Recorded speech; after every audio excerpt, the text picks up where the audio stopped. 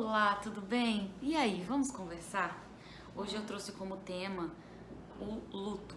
Todos nós esse ano ou perdemos algum ente querido, ou algum amigo, ou um amigo de um amigo. E estamos enlutados, entramos numa pandemia. Ano passado não imaginávamos que passaríamos por isso e estamos nesse processo tão doloroso para todos nós.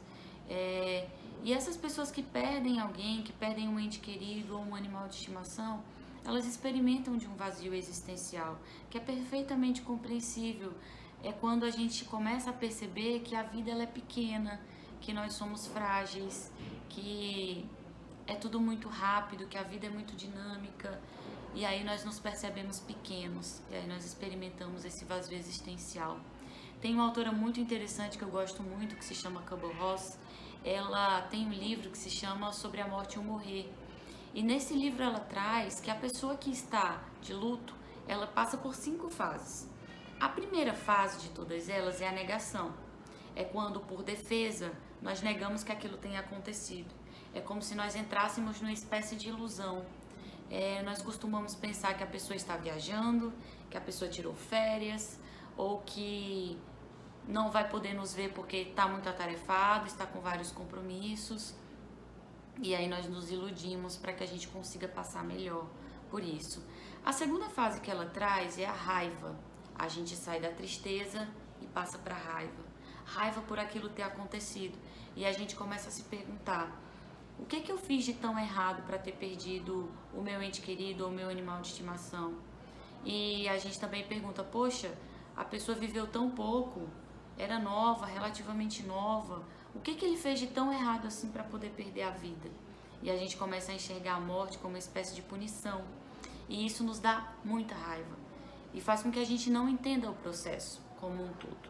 E aqui é necessário que haja a rede de apoio dos familiares, amigos, que as pessoas estejam por perto, porque logo após essa fase de raiva, quer dizer, é nessa fase de raiva que as pessoas, por exemplo, elas ficam mais irritadiças.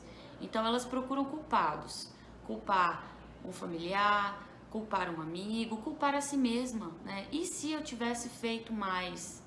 Será que fulano, fulana ou meu animal de estimação teria morrido? São algumas perguntas que vêm à cabeça. A terceira fase é a fase da barganha. É quando as pessoas começam a negociar esse retorno do ente querido, essa não ausência do ente querido, e elas começam uma espécie de negociação para que tudo aconteça, para que elas tenham esse ente querido de volta, né? Então, essa é a fase da barganha. Seguido da barganha, que é a quarta fase, nós temos a fase da tristeza. E aqui é muito importante que essa rede de apoio que eu falei anteriormente, ela esteja bastante solidificada, porque é na fase da tristeza que geralmente a tristeza se torna depressão, quando a gente está falando de luto. Então aqui a rede de apoio ela é essencial, porque aqui também as pessoas elas ficam mais suscetíveis ao suicídio. A tristeza é tão grande e a dor é tão grande que elas não conseguem pensar direito e acham que a morte para elas também é uma solução. Então, nós temos que ter uma rede de apoio muito, muito grande, procurar profissionais. As pessoas conseguem passar por um luto sozinho? Conseguem, mas com apoio elas passam com muito mais facilidade. E a última fase é a fase da aceitação, que é quando a dor ainda está presente, mas ela já não impede mais de fazer todas as coisas que são necessárias. Trabalhar, ir ao supermercado, ir a um banco e etc. Socializar, estar com familiares e entes queridos. Então aqui ela já começa, ela já simbolizou aquele luto e ela começa a se lembrar, mas com um pouco mais de amor, de saudade. A saudade já está presente, então os episódios de choro são menos frequentes.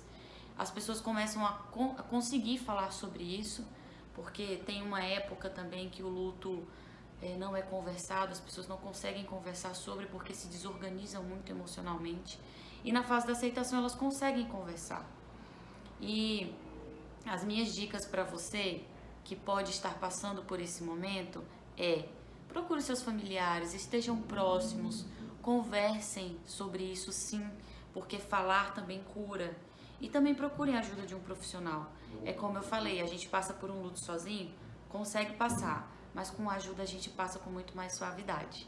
Eu espero que eu tenha conseguido esclarecer e ter esse bate-papo interessante com vocês. Está sendo muito gratificante estar aqui com vocês conversando.